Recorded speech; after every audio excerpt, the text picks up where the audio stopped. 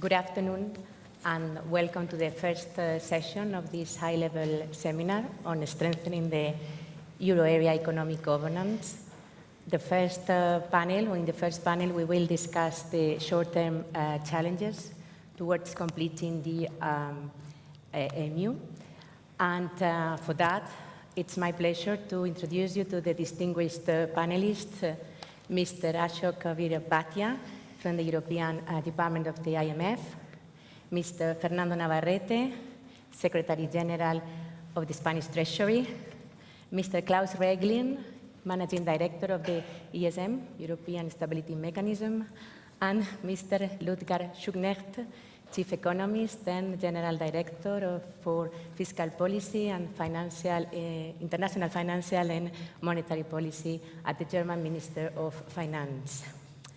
The format of this panel will be that each one of the panelists will have some initial time for their individual interventions. Afterwards, there will be some time for discussions among them or to make comments on the others' interventions. And then there will be time for questions from the audience. Before giving the floor to the speakers, I'd like to make a brief introduction, giving maybe some lines that could serve as a basis for the debate or the subsequent debate afterwards. Up to 2014, the progress in the strengthening of the resilience of the EMU has been very significant, but since then, the pace of those reforms seems somehow reduced or stalled. We are, as the Governor Linde said, at the end of the parliamentary cycle, so at the end of the European Commission and European mandates, and there is this window of opportunity to get to agreement before the mandate ends. That's why the summit, the Euro Summit in June, next June, becomes of key importance. Of course, time will be needed afterwards to implement the agreements that we hopefully hope that those are achieved. And otherwise, we'll have to wait for some time for a new commission to be settled. We have challenges ahead. Maybe the most recent one is the possible formation of a Eurosceptical government in Italy. We have also opinions from some economists against maybe the proposals that have been put forward by the European Commission. Well, we have to think that maybe an agreement is possible. The European Council mandated the Ministers of Finance last December to focus on those areas where convergence was greatest, and that's the completion of the banking union and also the transformation of the ESM into a European monetary fund. But of course, the European Commission has made proposals that go further than that, as for instance, a framework of budgetary instruments to support the euro area convergence and to support the macroeconomic stability, referring to the fund, or the stabilization fund, to maintain the degree of investments in the context of a large macroeconomic shocks, or to support reforms in the framework of the European semester, or to support also convergence from the non-euro area countries. We also have the proposal from the European Commission of setting up a European Minister of Economy and Finance, and maybe, well, soon will come a proposal on safe assets or SVs. Of course, we need some coherence or a coherent sequence of all these proposals.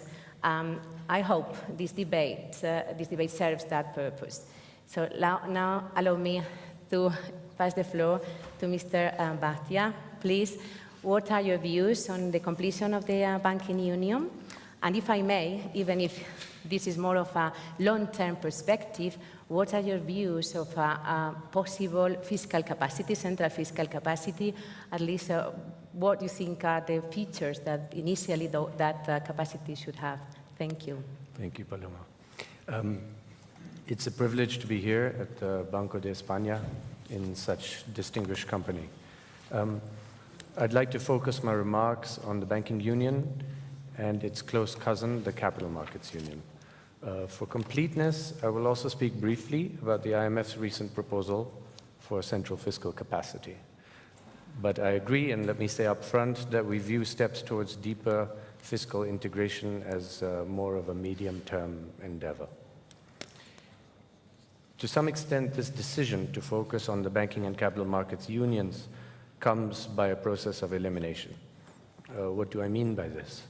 What I mean is that for a moment there had been signs that Brexit and broader geopolitical challenges might inject new energy into European efforts to complete the Eurozone architecture.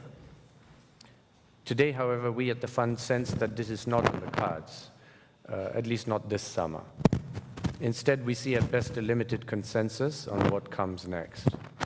Looking to June, we expect a summit outcome that falls short of the elevated hopes of only a few months ago. Perhaps we'll be proven wrong, but let me proceed in a suitably modest way. Let me also say that my comments on the banking and capital markets unions benefit from the IMF's first financial sector assessment program for the euro area, the FSAP, which is now nearing completion. I will refer at various points to FSAP findings. So, my basic premise today is that it is essential that scarce political capital be used well, to find achievable wins, to lock in meaningful progress wherever possible. At the Fund, we've long argued for more public and private risk sharing. Both are essential. But if for political reasons greater public risk sharing is currently not within reach, then let there be a near-term push to facilitate more private risk sharing through the financial markets. Private risk sharing is mentioned often, but explained rarely. What does it mean? There may be different definitions, but I refer quite simply to the diversification of risk exposures by financial intermediaries in the euro area across both national borders and economic sectors. I mean moving to a union where equity capital raised in one jurisdiction can support risk appetite in another, where deposits raised in one country can fund loans made in another, and where firms can issue equity or debt into a single capital market to a single investor base. I mean making another push to achieve the original vision behind the banking union and the CMU, that of finance without borders, without frontiers. Of course, the banking union is an area where we have come a long way. Only 6 years ago, there was no SSM or SRM.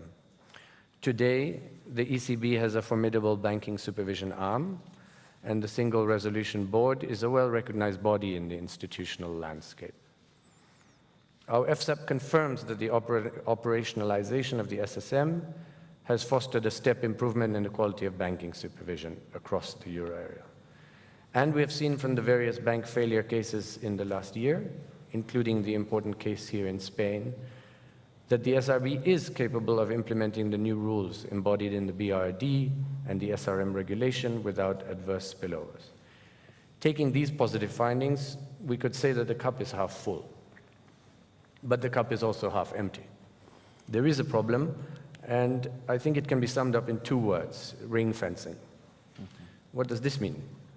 It means in a nutshell that member states do not yet fully trust the ability of the SSM to ensure prudence in banking, or the ability of the SRM to charge back the costs of bank failure to the banking industry. With such doubts in mind, national authorities proceed, quite rationally, to erect barriers to protect their economies and their taxpayers. Especially in the so-called host jurisdictions, they take steps to limit the cross-border mobility of bank capital and liquidity, to ensure that banking groups headquartered elsewhere cannot upstream profits and downstream losses without limit. This they do also to ensure that if banks within their borders fail, there are enough buffers at home to limit the economic and fiscal costs of failure. But this ring fencing stands in the way of a single banking marketplace. It acts as a barrier to cross-border mergers and acquisitions. It leaves large banking groups asking why they must pay significant sums as supervisory fees and resolution levies, yet not enjoy the fruits that the banking union was supposed to bring. Arguably, such groups charge their customers more than they would if they were better able to optimize their capital across jurisdictions. So, what can and should be done? Let me suggest two axes of attack: actions to reduce member states' ability to ring-fence, and actions to reduce their incentives to do so. Allow me to address each of these in turn. First, on the ability. This has much to do with taking further steps to enhance banking supervision. The ability of national authorities to maintain barriers to the cross-border flow of bank capital and liquidity stems from an array of so-called national options and discretions that allow them to impose their own rules, irrespective of whether these are in the collective interest or not. Examples include refusal to allow capital relief at the subsidiary level in light of guarantees from the parent, or in some cases, refusal to relax large exposure limits for cross-border intragroup transactions. Such fragmentation of rules not only impedes private risk sharing across the euro area, it also reduces the SSM's ability to push for further risk reduction in banking.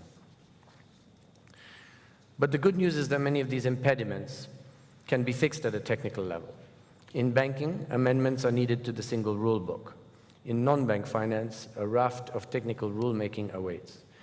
We at the Fund think much of this work can be done within the confines of the current political consensus. We're not talking about treaty change, we're talking about letting technicians get on with their work. Nonetheless, even in these areas, let us not underestimate the challenge. There will be resistance from vested interests. Change will not be easy. Let me turn now to the incentives to ring-fence. Reducing such incentives requires steps to further improve and harmonize the Eurozone's arrangements for bank exit. Bank failure needs to be handled within a unified, transparent, and predictable framework, one that protects financial stability while minimizing costs to the economy, surviving banks, and taxpayers. Bail-in must be the norm, bailouts the exception. For the larger, more complex banks, where contagion can be a concern, there should be enough prepositioning of loss-absorbing liabilities, the so-called MREL, so that undercapitalization can be remedied by equity write-downs and debt equity conversions without burning senior liabilities. For other banks, the presumption should be that all uninsured liabilities are fair game for loss absorption.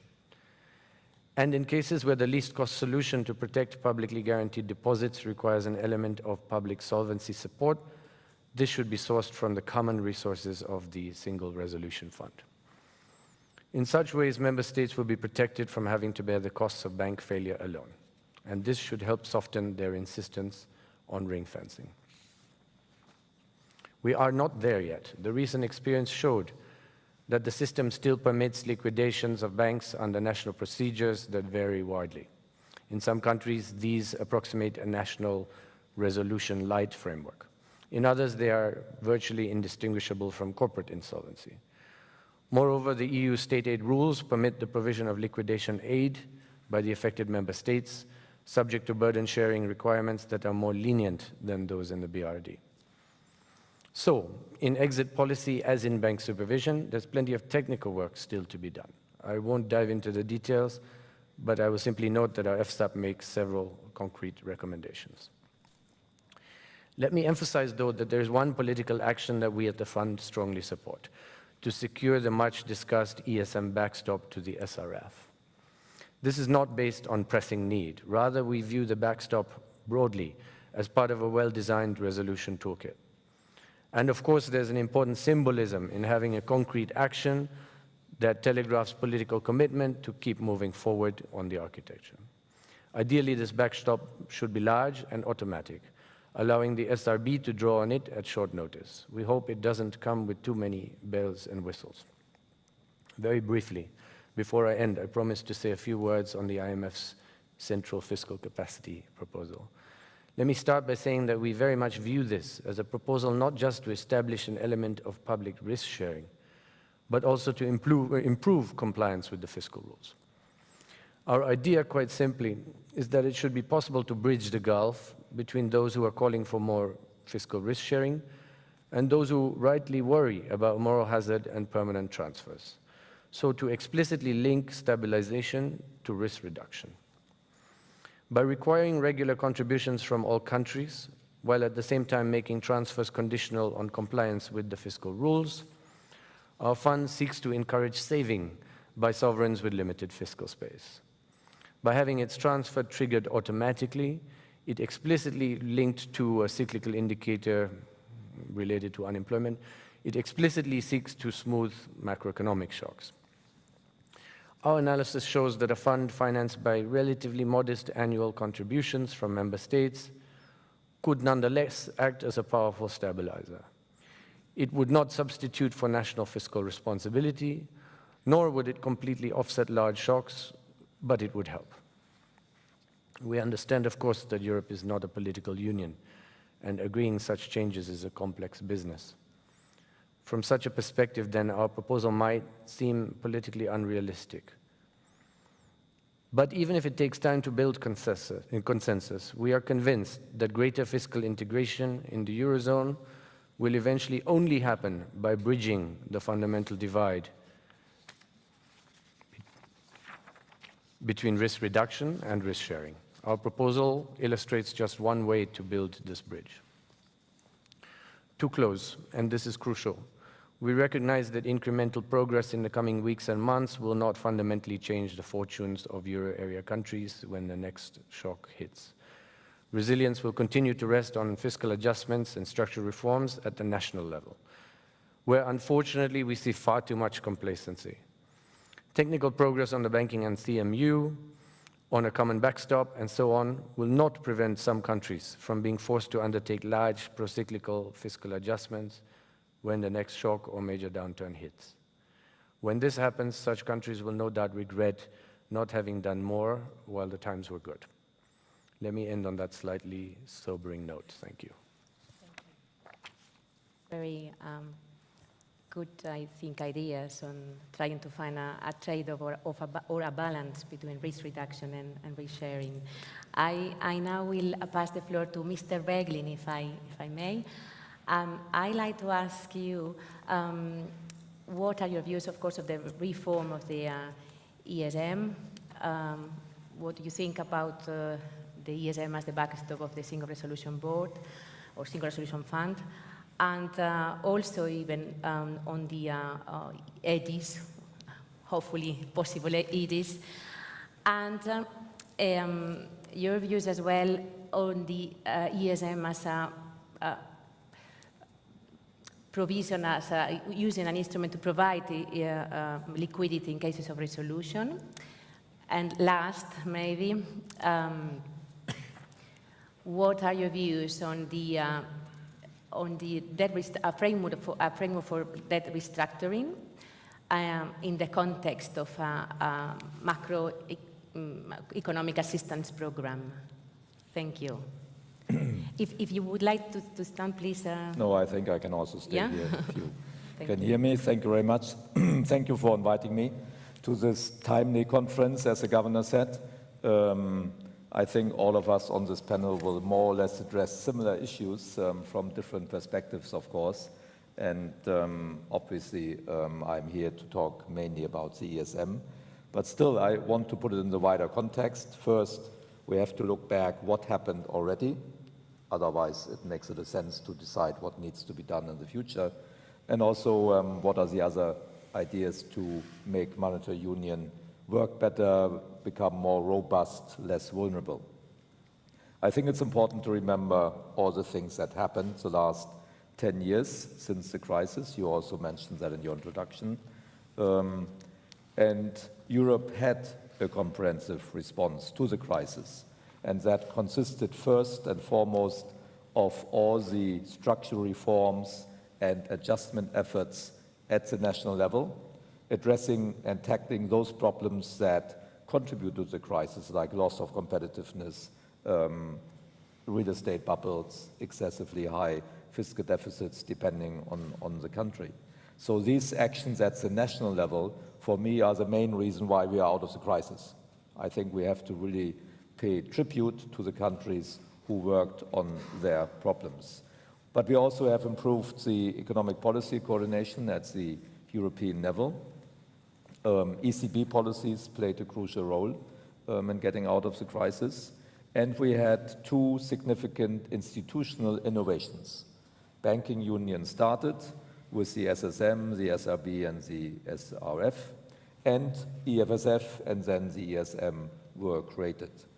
So these are the two really fundamental institutional reforms of the last few years. The ESM as an institution was never foreseen in the initial design of monetary union. Now we have a lender of last resort for the sovereign, something that really did not exist. But before the crisis, we were not aware how big such a gap could be. So I think all these changes that happened would have been unthinkable only a few years ago. And compared to that, what happened, I think the items that are on the agenda rightly now are probably modest compared to that what has been achieved. But it is important that we deal with these remaining issues, and Ashok mentioned most of them, because we want to make monetary union more robust and the euro area economy more resilient. And through these changes, Europe will be better prepared when the next crisis hits. From an economic perspective, what the monetary union needs to fix most importantly is a lack of economic risk sharing. Ashok explains that very well. Risk sharing between euro area countries is underdeveloped compared to the United States, but also compared to risk sharing within large euro area countries like France or Germany or Spain. The reform agenda set in motion by Council President Tusk in December tries to do exactly that, increase economic risk sharing, mainly through the private channel via markets, but where needed also through fiscal channels. And there's a trade-off between, Ashok again alluded to that, the more risk sharing happens via markets, the less we need via fiscal channels and vice versa. So the two elements that are now on the agenda, as announced by President Tusk, are completing the banking union and developing the ESM. The first step to complete banking union, I think we are all aware, I can be brief, it's the financial backstop to the SRF, and there's a growing consensus that the ESM could play that role of a backstop.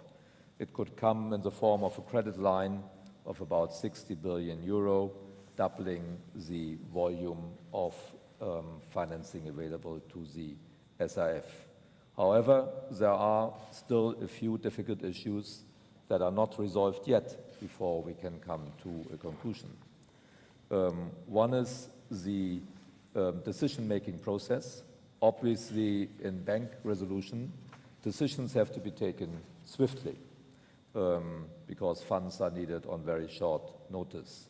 And the normal ESM lending decisions and decision-making processes take a bit longer because often it involves national parliaments. So we have not really found a solution to that problem. Although the ESM has an emergency procedure also for its normal lending activity, it has never been used, but it's one way we look at as possibly a solution. So in the end, our shareholders need to take a decision how to bridge this gap between fast decision-making and national procedures and parliamentary involvement. Another question is whether the backstop should be used to cover liquidity needs. You asked about that during a crisis. Liquidity needs can be very high, particularly for large banks, and they can also happen overnight. Even with the backstop, the SRF would probably not be big enough to cover all liquidity needs in a crisis. Therefore, a solution will need to be found, and we don't have it so far, in which liquidity is provided probably by the central bank or even the banking system itself. The other element to complete banking union is the common deposit insurance for Europe, EDIS, as it is normally called. I think that would have an important effect on confidence of depositors, and it would help prevent national bank runs. And therefore, I'm convinced that the common deposit insurance is in the interest of the entire euro area, certainly in the interest of the ESM. For example, it would mean that typical ESM programs in the past would have been smaller if a common deposit insurance scheme had existed, because about 40% of our lending to countries was used to stabilize banks, and a lot of that was needed because depositors were withdrawing their money.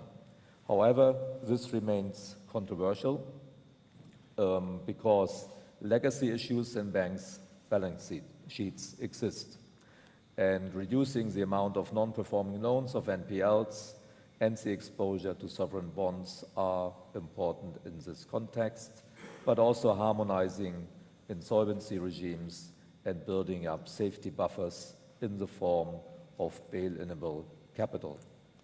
National deposit insurance schemes should also be fully funded in every country, which is not the case at the moment. Now let me turn to the development of the ESM into a more comprehensive crisis mechanism. Of course, developing the ESM, for me, is not a goal in itself. It only makes sense if we can demonstrate that it really helps to make monetary union more robust.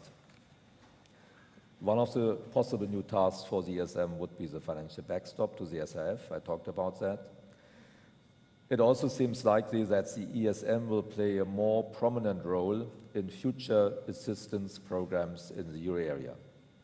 Together with the European Commission, it should be responsible for designing, negotiating, and monitoring such adjustment programs. The IMF will continue to be involved in Europe. All member states of the euro area are also member states of the IMF, but the financial participation of the IMF has been diminishing since 2010 and will probably remain at lower levels than at the beginning of the crisis. It is well known that the non-European shareholders inside the IMF have been criticizing that the fund is too exposed in Europe financially. The cooperation between the ESM and the Commission should be without unnecessary overlaps and with full respect to the roles of the Commission, which are laid out in the EU treaty. There could also be a role for the ESM if Europe were to set up a sovereign debt restructuring framework, which is another controversial issue, but it is being discussed. It could be useful to have a framework for this controversial issue, because in the past, decisions on bail-in and on private sector involvement were often taken on an ad hoc basis. And I think it would be better for markets to be more transparent and more predictable in this area. The ESM could then be asked to prepare debt sustainability analysis whenever a country asks for an ESM loan, and the ESM could also play the role of a mediator between creditors and the sovereign, following the example of the London Club in the past. However, I'm not in favor of any automatic extension of maturities, because that risks to be pro-cyclical. Another possible new role for the ESM could be to create a new facility for macroeconomic stabilization, a shorter lending facility than our traditional macroeconomic adjustment lending with lower conditionality. But all this is very controversial. There are other proposals like the rainy day fund proposed by the IMF or the complementary unemployment insurance scheme that we find with US states. All this is controversial. I assume that's why the organizers want to discuss fiscal issues in the second panel on long-term issues after the lunch. Finally, a word on legal issues relevant for the ESM. I am clearly in favor of incorporating the ESM into the EU treaty, but only through a formal EU treaty change, not through secondary law as proposed by the Commission in December. I would be in favor of a model like that of the European Investment Bank, which is clearly an EU institution. It's mentioned in the EU treaty. It has its own protocol, its own capital, and a board with representatives from member states and the Commission. Until we move one day to an EU treaty change, which will be a while, the ESM should continue as an intergovernmental institution with democratic control guaranteed through national parliaments. As a final point, I want to warn against complacency, a little bit like what we heard already from the IMF. The European economy is doing very well at the moment, but that may give the false impression that good times continue forever and that we have fixed all our problems in the monetary union. That's not the case.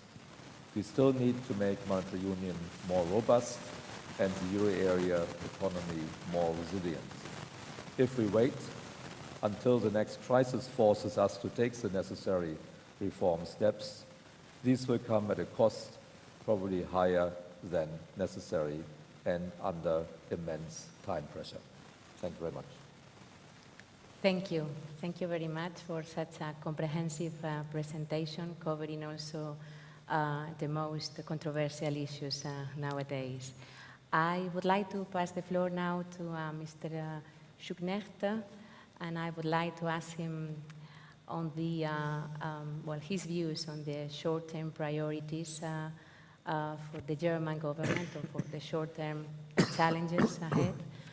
And if I may also, I would like to ask on the possible agreement between the German and the French governments that could be put forward before the end of next month. Thank you. Yeah, thank you, Paloma. I'm very happy to be here. Thank you for the invitation. I'd like to start by emphasizing what Klaus had said, that in fact, I agree we have made huge progress in Europe over the past decade, both in terms of the reforms in countries, and I think Spain is a good example of that, and in terms of the governance structures. I mean, if you look at it historically, you know how much has been achieved in such a short period of time, and also how swiftly and how we have addressed rather existential challenges. I think one cannot underestimate this. But before I go to governance, you know, in the sense of my previous speakers, let me start with a few facts, because we are talking about short-term challenges. So here you have the issue of the public finance situation on the left, the left two columns 2007, the right two columns 2017. And we see that today, this is the G7 country, but I think the figures for Spain are not that different. The debt ratio today is much higher than it was in 2007. Deficits are actually rather similar than they were 10 years ago, with some countries still having quite some deficits. And if you think about it, that Italy, with a debt of 100% in 2007, subsequently got into quite a spot of bother, into some trouble. You know, there are quite a few countries today which are in that situation with a debt ratio of near 100% of GDP or even more. And in the G7, this includes almost everybody except Canada and Germany. And that means the fiscal situation we have is a global problem, it's a global challenge, but it also concerns a number of European countries. And the discussion of recent days around Italy, I think, have shown us how far from, so to speak, a safe state of public finances we are. That means that using the good times, as Klaus said, for the consolidation of public finances is a really important short-term challenge, and that links up with my first point on governance. We've had economically difficult times for quite a while, but I mean, as the governor said, you know, the euro area has been growing, I think, for almost 50 quarters. No, not 50, what is it, almost 5 years, since 2004. and output gap is closing. So, and the implementation of the Stability and Growth Pact has been, to say it, nicely, has been rather generous. And I think these good times are now an opportunity for the Commission to strengthen the credibility of the governments by fully implementing the Stability and Growth Pact. You know, this is not only, I mean, Macron called this German fetishism with the balance with fiscal discipline, but it's more than that. I think it's really a rather existential issue for Europe. Now, this slide I just want to show you because it shows that we will have a significant increase in public expenditure due to population aging. So on top of some consolidation needs, we'll have to absorb the costs of population aging, which will not make the task of deficit and debt reduction easier. The second challenge, you know, apart from preventing fiscal dominance, is also preventing financial dominance. And I want to show two sets of facts here.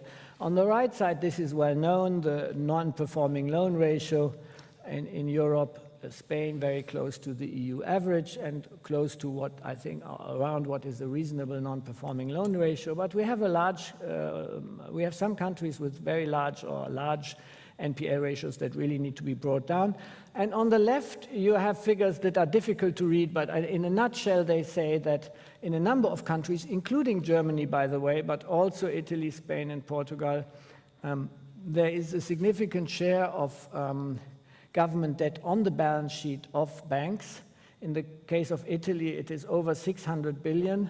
That is 1/4 of the total Italian debt or 1/3 of GDP. In the case of Germany, it is, if you look at 2018, it's about 500 billion, which is about 15% of GDP, but also way too much, so to speak, compared to the idea of having a reasonable concentration limit for the exposure to simple borrowers. So what I think Ashok referred to as the link between banks and the governor also, or between banks and the government, you know, that link also comes from the fact that banks simply hold a lot of government debt on their balance sheets. And, you know, that is a challenge to my mind, you know, if not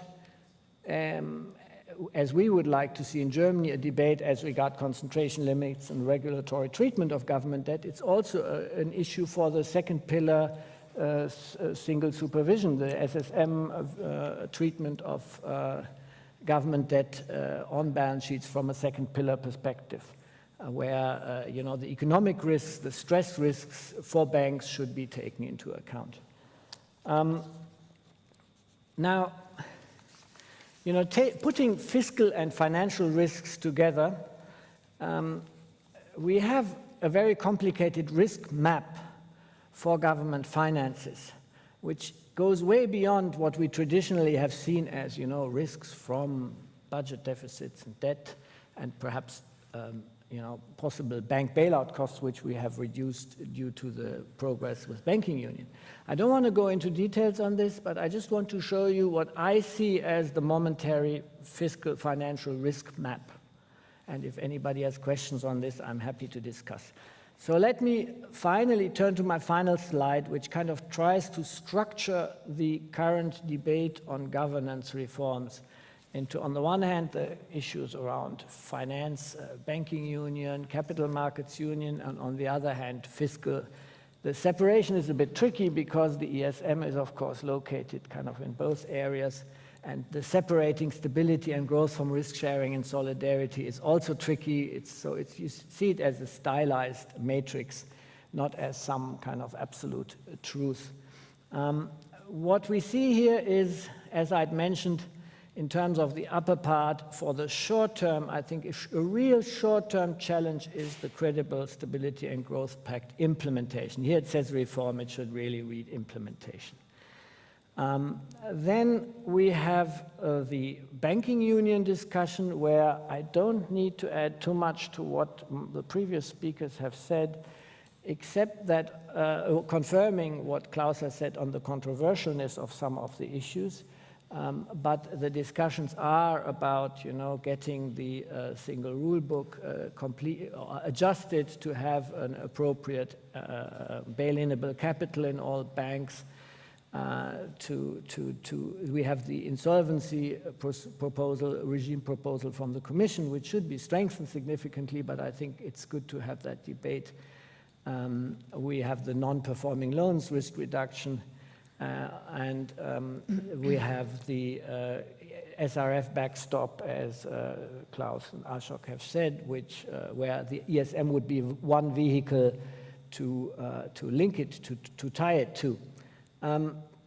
Now, that brings me to the point of, dwelling for a moment on the issue of kind of the need for risk sharing versus the need for preventing moral hazard. And this is an extremely complicated issue, and there are many nuances and facets to it.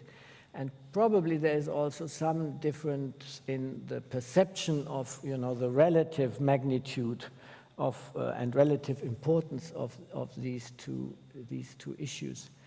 But the backstop, I think, is something where also we need to keep an eye on the fact that there is an economic dimension, in the sense that it shouldn't really be used to pay for, say, blatant national policy errors. It shouldn't be paying for. I know there's press here, so I can't, for when a certain country in the past, that kind of wanted to do things very differently and then got its financial sector into trouble, it shouldn't really be used for that. And so we have to see a bit. It also, you had in this country, you had the Caja crisis, which was a structural banking sector crisis. It's also, the question, how do you deal with this then, if, say, another big country that has a lot of cajas, a lot of savings banks, and if ever those got into trouble, should really Europe pay for all that if it had a structural root? I'm not saying this is going to happen. I'm just saying, the kind of discussions and problems and conflicts we would have in Europe over this.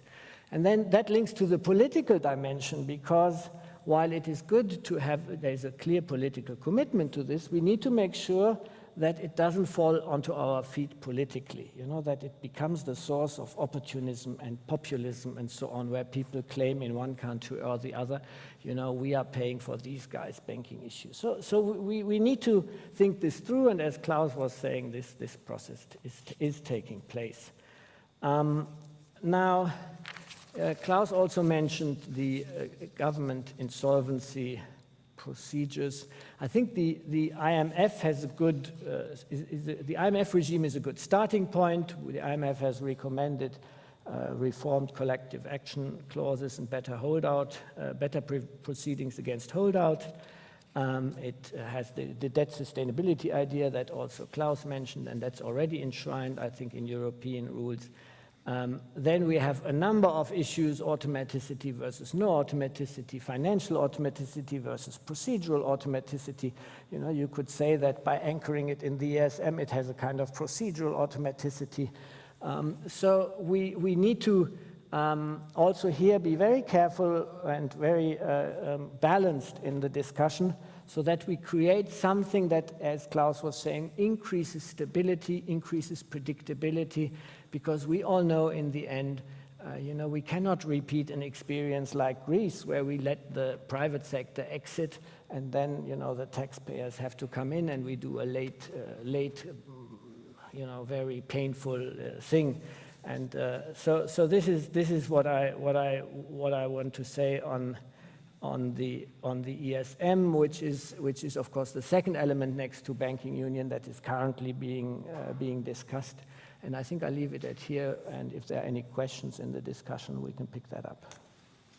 We will certainly have time afterwards to discuss on these issues. I'll give now the floor to Mr. Navarrete. I'd like to ask him his views on the views of the government on the priorities of the Spanish government to strengthen the economic, the euro area economic governance, and maybe, which one of those priorities qualify as more of a short-term priorities. Thank you.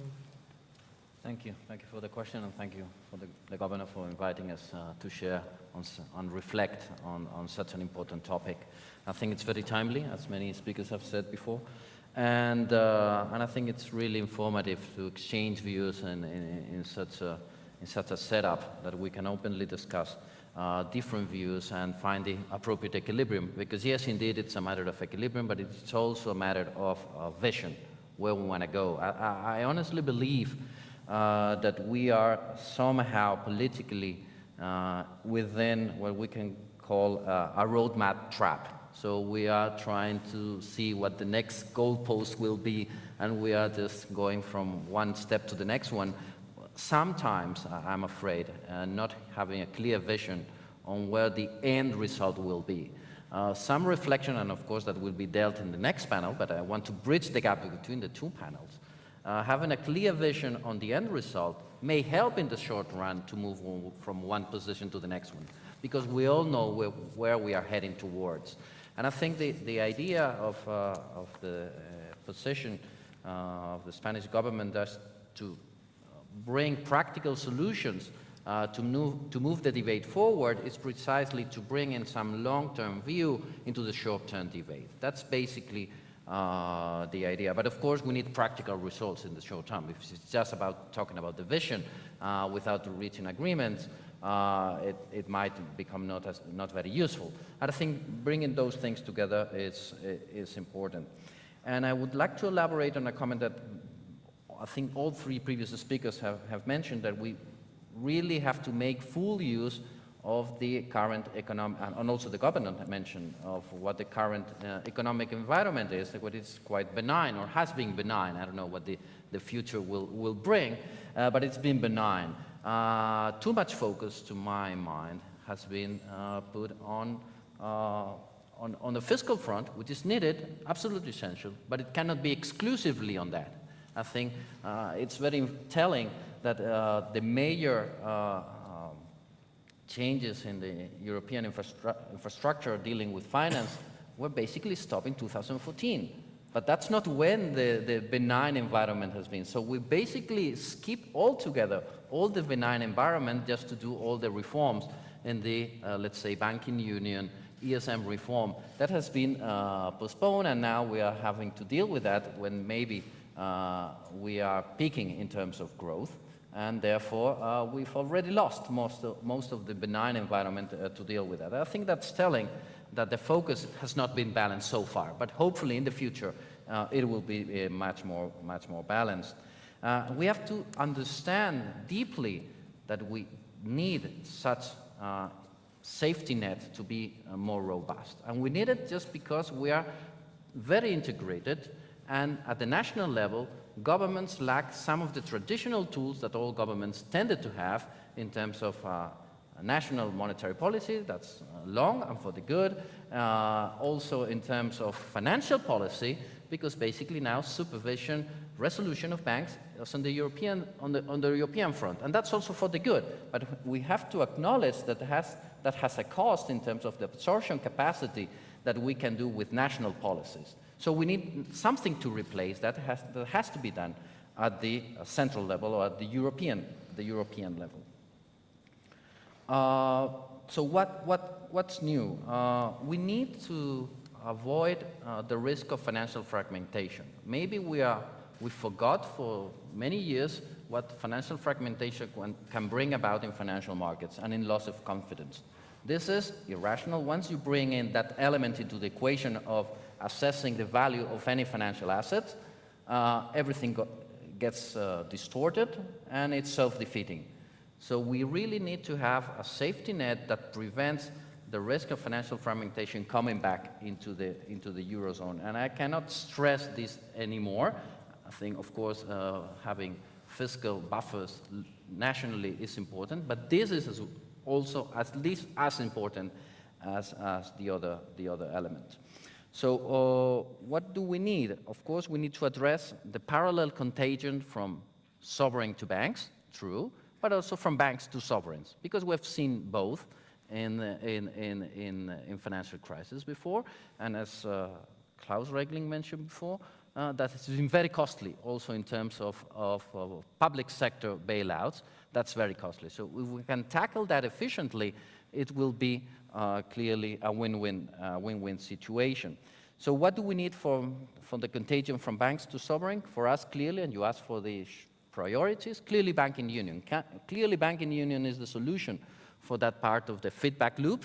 But of course, we need to reflect on the other feedback loop that Ludger mentioned before. And of course, we have to talk about structural reform coordination.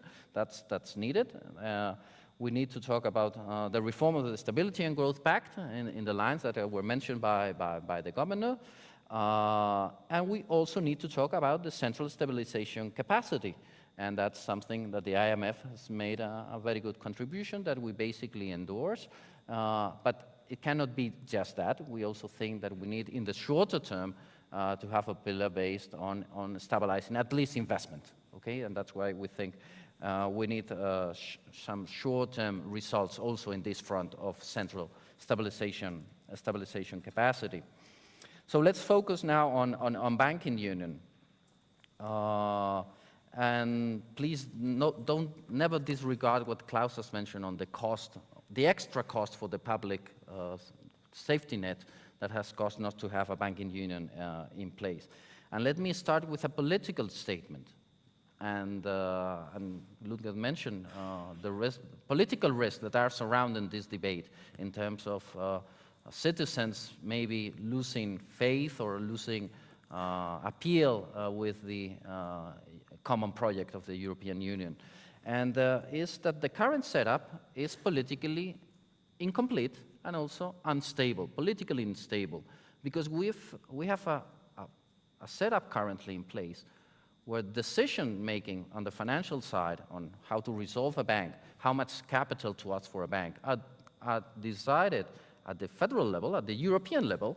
However, the economic consequences of failure of those decisions are still at the national level. That inconsistency, and that should appeal to a Germanized, it's completely unstable and very dangerous. We need to address that as swiftly as possible. Otherwise, we may find with political problems, not just financial ones. So that's why we think we should move fast on the banking union on a fully mutualized deposit insurance scheme.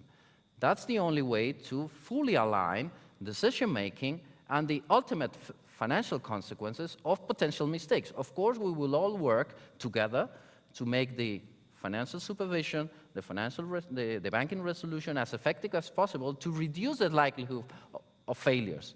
But we are humans, so failure will come, or maybe a shock is big enough that even with the best of our knowledge, we cannot cope with it. We must share the consequences of that. And of course, you raise a very crucial point of what happens if there is exceptions in countries, so you still have domestic problems associated. And I think we need to address that at face value. That's why we don't like to have more and more potentially deposit-taking institutions outside of the common framework. That's why, because we don't want to have national problems that can create contagion. We need to have, as much as possible, everything within the single rule book, everything within the single supervisory, as much as possible within the single resolution. I think that's the way forward. And of course, to deal with what we call in our position paper the no legacy problem. I think that's something absolutely crucial, because otherwise we are trapped with, no, I'm paying for the mistakes that were taken before by others. Of course, that cannot be. I mean, that is politically unsustainable. But if we accept the principle, we have to bear in mind that the legacies eventually, just by the sake of time, will vanish. And if everything's decided together, bad decisions will have to be paid together, okay? Because it's been a common framework. And I think if the statement is, that general statement is accepted, short-term solutions are much easier to be taken. So I take this safeguard of the no legacy principle really seriously, because we are all sharing risk with each other. It's not just some countries sharing risk with some others, it's also those others sharing risk with the previous group. So here, and honestly, there is no correlation between fiscal space or GDP per capita and the occurrence of a financial crisis. There is no correlation at all. So basically, the crisis can emerge because of different shocks that can affect the financial system in any part of the monetary union. But let me move on economic integration. Clearly, we need more coordination and structural reform. And certainly, we need to remove all regulatory barriers for really having cross-border finance in Europe. So I think the first step will definitely be to treat the banking union as a single jurisdiction in regulatory terms. That will help remove some of the barriers that the IMF has clearly pointed out that still exist in the national or the European regulatory landscape, which is still quite complex. But let me be very clear on this. Whatever we can do to prevent the negative shocks and all the previous steps, which is a fully mutualized EDIS, to have the backstop both for the for EDIS and for the Single Resolution Fund eventually, will reduce the likelihood of having next crisis. But there will always be a shock large enough that will surpass all these barriers that we have set out in place. And therefore, we need to think about how to minimize the impact of those shocks that will eventually pass through all the barriers, all the regulatory buffers that we have set up. And therefore, and here is where the stabilization capacity comes in. And of course, there is a trade-off. And it should be made very explicit, and I think DSM mentioned. The more resharing we have and common safety net we have on the financial side, the idea to have a stronger stabilization fiscal capacity can be slightly smaller. But if we do less on the banking side, we will need necessarily a much larger fiscal stabilization capacity. And it's just to strike the right balance between the two, what really should take us the next weeks and months. Of course, the principle for such a stabilization capacity should not be different to those laid out by the IMF.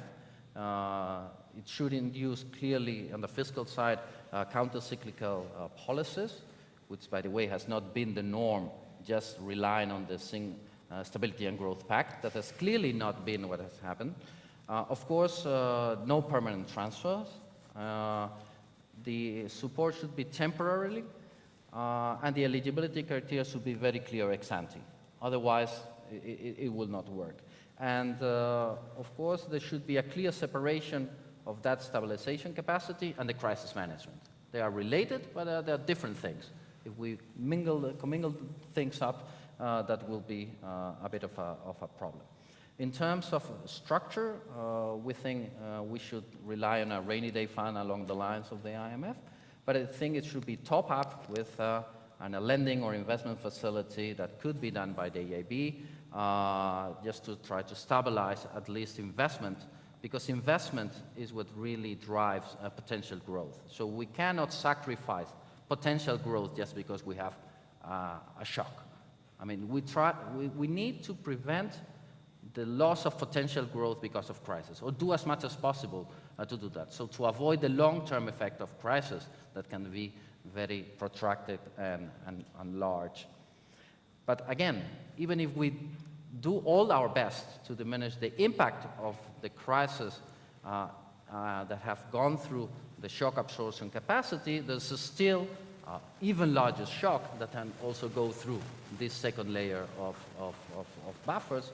And then we have to have a better crisis management. And I think here is where the ESM reform comes into play. So as a third layer, supporting both banking union in terms of becoming the backstop, of course, for the Single Resolution Fund, and potentially for the fully mutualized EDIS, and also providing, as a more traditional role, providing financial assistance to member states with impaired market access and subject to conditionality.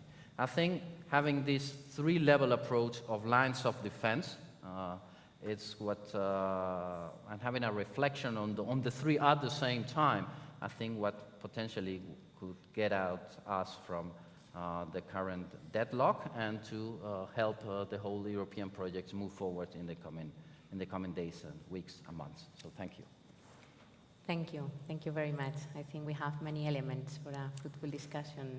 I don't know if any of you want to make comments on the others' interventions, or I maybe put a question that maybe is a bit of a common, with common elements from all the interventions. Maybe is there a trade-off between risk reduction and risk sharing, or are they complementary in the end? Who wants to answer? Okay, if I may, I tried to make a point before, but maybe it was not clear.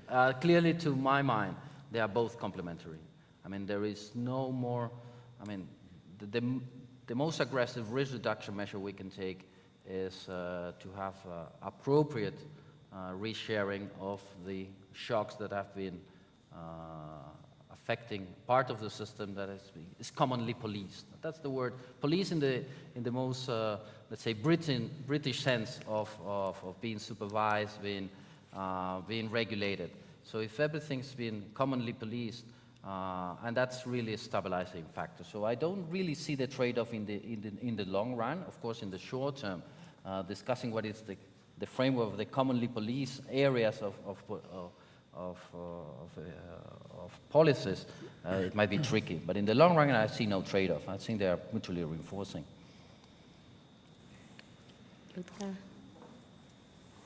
Well, I would agree with that. They are mutually reinforcing. Risk sharing also can lead to risk reduction. There are multiple interlinkages between these two. But I think the real disagreement is not that both are important. All our member states and the finance ministers discuss that frequently, and we are working on that together with the European Central Bank and the European Commission. But one has to understand that certain countries are not willing to accept certain types of risk sharing before legacy issues are dealt with. And we know there are legacy issues that come from before the crisis or from the beginning of the crisis, like NPLs, and that needs to be dealt with, but we are on a good way. Last year alone, NPLs were reduced by 17% overall. That's good progress, but it means there's still a lot to be done for a number of years. So, as Fernando said, it's important to have a clear vision of where we want to be in the medium or long term, and no doubt, and I think all finance ministers in the euro area would subscribe to that, we do need for a complete banking union, we need a backstop for the SRF, we need a common deposit insurance. The disagreement is how to get there, how long it takes, what are the preconditions, what are the steps, how much of the risk reduction should be achieved before certain steps of common deposit insurance are introduced. So it's all about the timing. It's not about the ultimate vision, and I find that quite encouraging. I think I disagree on a few points. First of all, on the end result. I don't think it's possible to agree on the end result now, because that would mean, like, what kind of relation between the different countries and the European level do we want to have ultimately? I mean, I'm here a real Hayekian. I mean, institutions evolve, and they evolve over time, and through the events, history is shaping the evolution of institutions. If you ask today 10 Germans, and you think they are homogeneous people, they are not. They'd have. You've already two here. Yeah, we are probably also, we could be part of that 10. And first people would have difficulties defining that vision, and second, then they would also disagree because, and that's clear, because it's such an important and far-reaching question that, under certain circumstances, you'd of course be willing to go to the United States of Europe. At least me, I would. But under certain circumstances, I would not. And then there are others in Germany who would say, no, I think where we are now is actually already too far in terms of integration and centralization, and convince me that what we have reached is good. So, you know, we amongst ourselves may have a certain consensus on, you know, having a stable monetary union that progresses also on certain elements of integration. But I would say it is very difficult to speak for our people to say this is where we want to be in 5, 10, or 20 years. We will have to see. And this brings me to the second point. And I think that is really one of the more deep-rooted issues, at least from the perspective of many people in my country. And that is, we in a way have a confidence issue, if not crisis, in the existing framework. I mentioned the Stability and Growth Pact, the Stability and Growth Pact implementation. And in a way, all we are discussing is on the premise that these institutions will function well and will be implemented well. We mentioned some of the shortcomings of, and I didn't, but my colleagues here did of the current single supervisory regime. We have shortcomings in the implementation of the current institutional framework, which in a way has resulted in confidence questions. Now, people have this confidence doubts, and at the same time we are suggesting much more far-reaching mechanisms that depend, that crucially hinge on a good implementation of the framework we agree. So I think there is a tension there, and that tension is not necessarily between, you know, risk sharing and risk reduction. If we all had full faith in the institutions, the credibility of institutions, Stability and Growth Pact well implemented, single supervisory mechanism, little criticism, well, it would be much easier to say, okay, you know, then we now have a rational discussion on how we now deal with the upcoming challenges. I think one should keep this in mind. Perhaps it's less relevant from a Spanish perspective, but I think it is quite relevant from a German perspective, and maybe some other countries in the so-called North. But I do think that ultimately we need to solve this tension because we need to have a stable monetary union that does contain certain risk-sharing elements. The only question is which ones and how should they operate.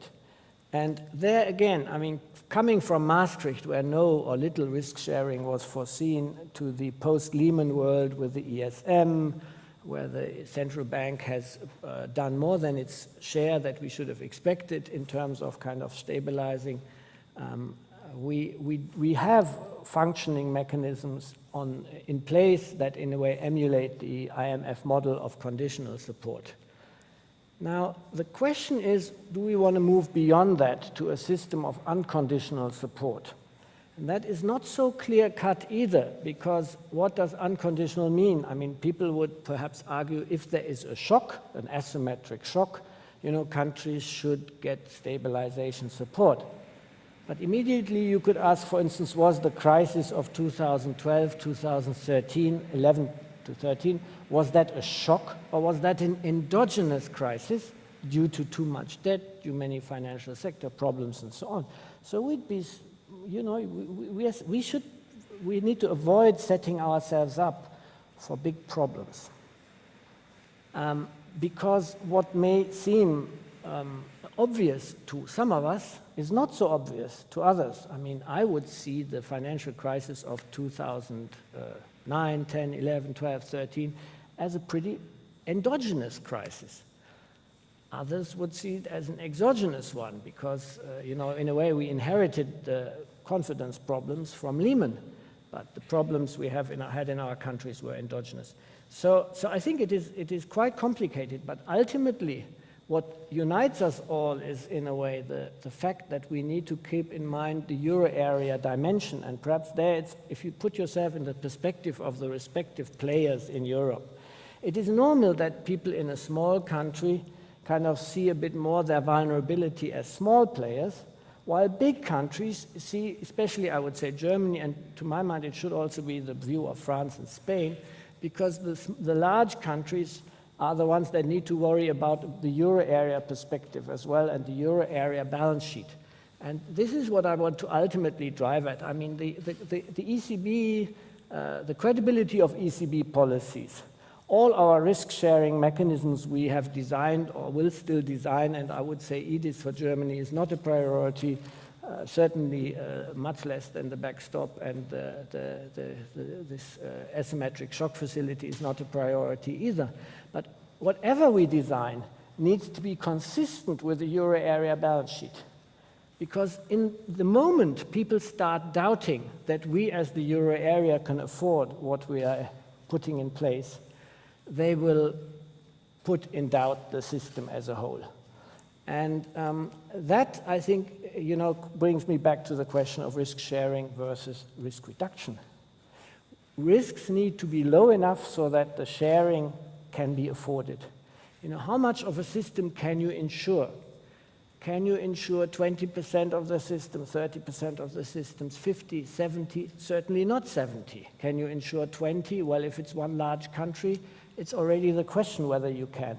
So I think these are very tricky questions, and it is easy to speak generally, that we should have more of this and that.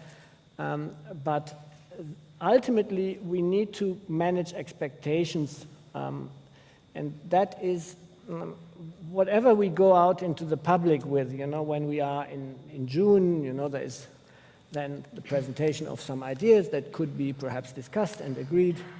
We should avoid creating immediately a sense of that is not enough. Because if you're serious, and if you seriously implemented what we had now, we'd already have a stable monetary union now. But I understand that some people want more. Now, we should, to my mind, have the wisdom not to go around now already and say, well, if there is no central fiscal facility, Europe is doomed, and stuff like that. So that would be my last plea in this round of comments. Thank you. I think that requires a little bit of a response. I think it's important to realize that expectations in different countries are quite different. The population in Germany has completely different expectations from the population in Italy, to take two examples. But that at the same time, I don't think anybody here was advocating what you said, that we need to agree now how the United States of Europe looks like 20 years from now.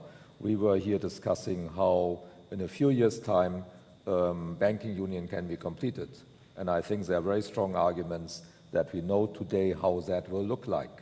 Because we decided some time ago, a few years ago, that certain decisions, like on banking supervision, will be taken at the European level. And that means, and Fernando said it earlier, if something goes wrong, then Europe must pay for that.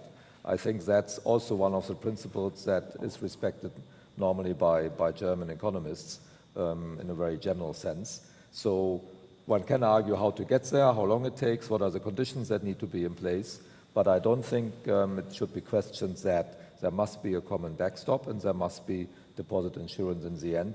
And by the way, none of the 19 euro area finance ministers has questioned that in principle. I have not heard that, I must say, not from my finance minister. Well, I heard it from Mr. Schäuble. I think that the current finance minister is Olaf Scholz, and the roadmap is clear that we will have in June a discussion on, so to speak, what next steps could be. But there is no European agreement on a European deposit insurance. If I've overlooked any statement in this direction, I would also say it is not necessary to agree on this now. My plea has only been it is not necessary to say that we have this now or we have this in 5 years or in 10 years. I think it is important that we now implement the roadmap that has been agreed from my understanding, and that we do not kind of make claims, what economists think in everywhere or what European governments have agreed, because I don't think they have, frankly, if I may disagree on this one. Well, I heard the German chancellor even saying it, that ultimately it will be there. It may be there. So at the IMF, we do deliberate internally whether we should present risk reduction as some kind of a precondition for greater risk sharing, or greater risk sharing as a precondition for risk reduction. And I think quite rightly we come to a line that the two must proceed in parallel, that they must march in lockstep. Without one, you cannot have the other. And I think that we all share the risk reduction agenda. There is no one here who would not argue for more aggressive action to reduce NPLs in the high NPL countries. We see that home bias in sovereign exposures of banks is high.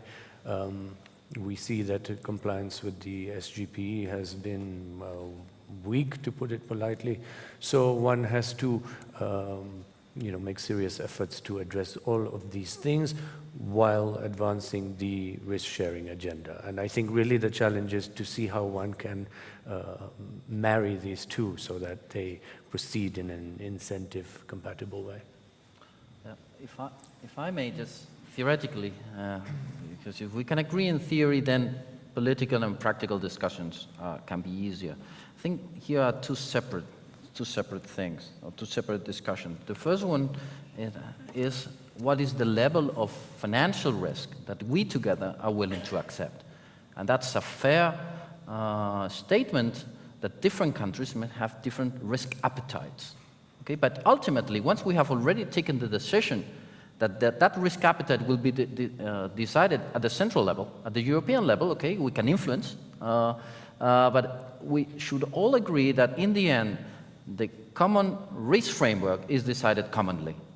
And we can disagree on how much how much finance or risk from finance can affect our economies, knowing that, of course, if you have a more vibrant financial sector, well, there's a trade-off between stability and long-term growth. Okay, and it's fair to disagree on what's the optimal level on that.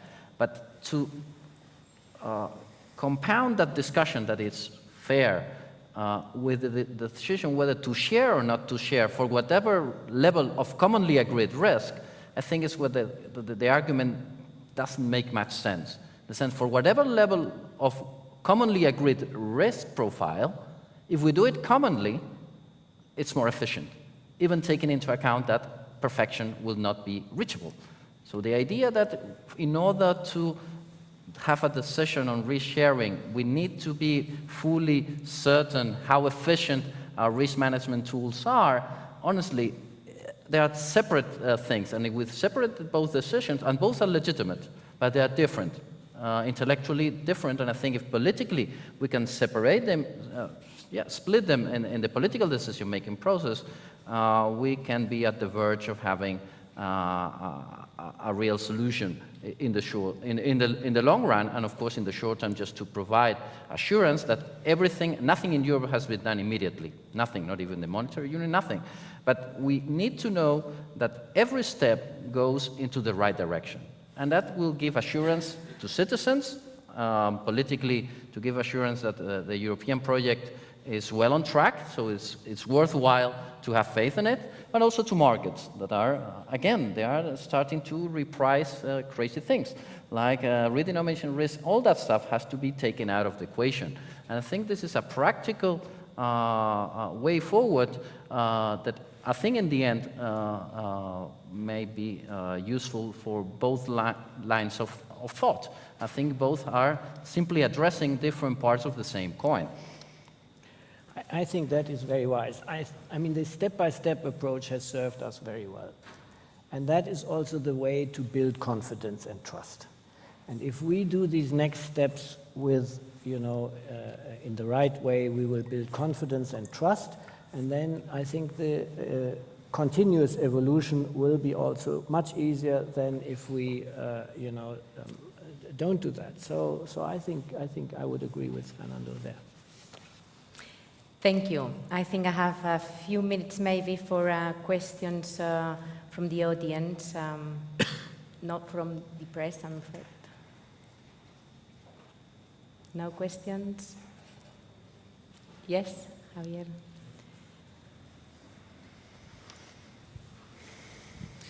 No, I would say that this issue of building confidence and trust is important. Also, when you look at all the European Commission surveys on citizens' trust in the European project, I mean, typically, even in countries where rates and answers of I agree or in favor of that were 80%, like Spain, even Italy, they are really going down. No? So in that sense, let me jump to one issue in which I don't know how much of let's say, of technocratic solution would work, or rather, let's say, something which is more endogenous.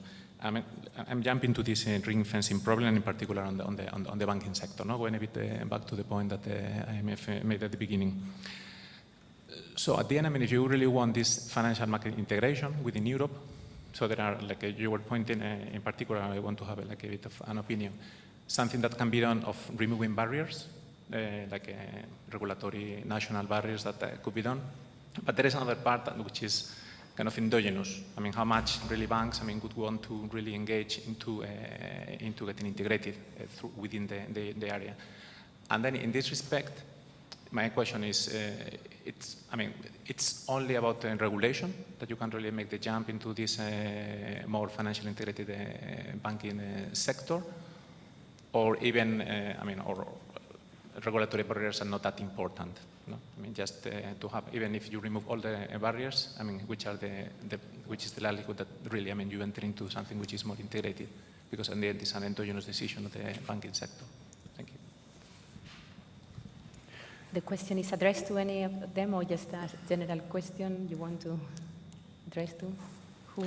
I can have a quick stab since I was speaking on these issues. I think there's only one way to find out. One has to address the regulatory impediments and lower the barriers and see what happens. It's sort of a similar view that we at the fund are taking to the sovereign bond-backed securities proposal, or the SBs. You know, I mean, if there isn't a regulatory level playing field, well, it's perfectly reasonable to level the field, and then the markets will decide. So I wouldn't want to put the cart before the horse here. You know, there's an agenda of, I think, technical things, many. I only mentioned a few that can be done, and I think it makes sense to keep pressing forward. And certainly we do hear from some large European banking groups that their frustrations and that they would like to do more of this cross-border business. So time will tell. Any other? Generally, I tend to worry only about topics that I can handle. In the sense, if it's completely private, it's for private partners to decide.